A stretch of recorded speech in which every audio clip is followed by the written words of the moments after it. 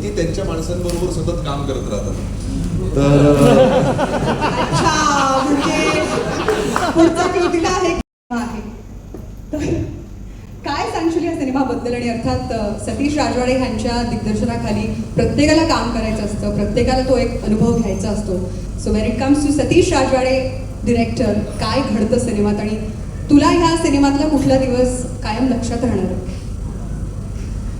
सर्वात आधी जे तुम्ही आता बघितलं ट्रेलर किंवा या सिनेमाविषयी जे आपण सगळं काही बोललेलो आहे, मला वाटतं ती सगळी जादू आहे या टीमची. म्हणजे सतीश राजवाडे सर असतील, आपले प्रोड्युसर आहेत संजय सर, तर ह्या सगळ्या टीमची, आपले म्युझिक डायरेक्टर आहेत, तर ह्यांनी ही जादू बऱ्याच वर्षांपासून करून ठेवलेली आहे.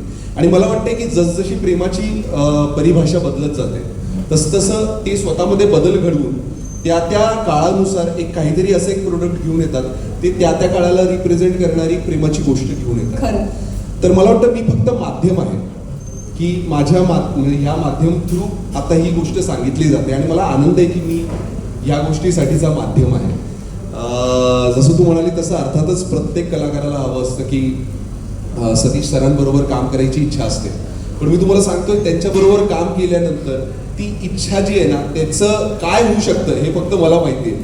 कारण इतके ते माणूस म्हणून इतके गोड आहेत आणि दिग्दर्शक म्हणून मला वाटतं की त्यांनी ज्या पद्धतीने आम्हाला हँडल केलेलं आहे, ज्या पद्धतीने ते आम्हाला सूट देतात, ज्या पद्धतीने त्यांच्याबरोबर काम, कुठलंच दडपण नसतं तुम्हाला काम करताना त्यांच्याबरोबर.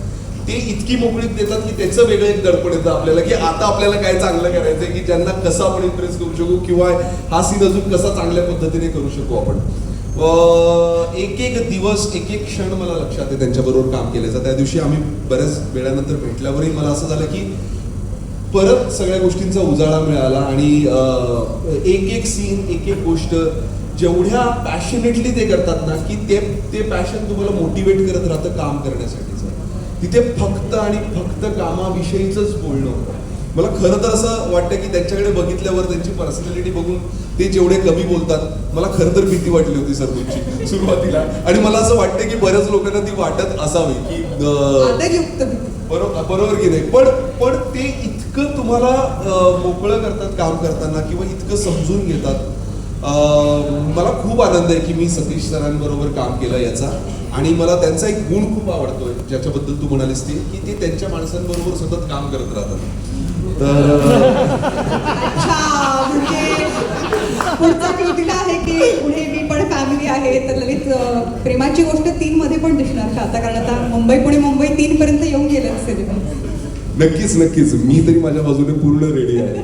पण मला ते परत एकदा तेच म्हणायचं की ही जी जोडी आहे इतकी वर्ष सातत्याने तुम्हाला चांगले सिनेमे देणं आणि नुसतेच चांगले सिनेमे न देता ते बॉक्स ऑफिसवर सुद्धा इतकं चांगलं वर्क करणं.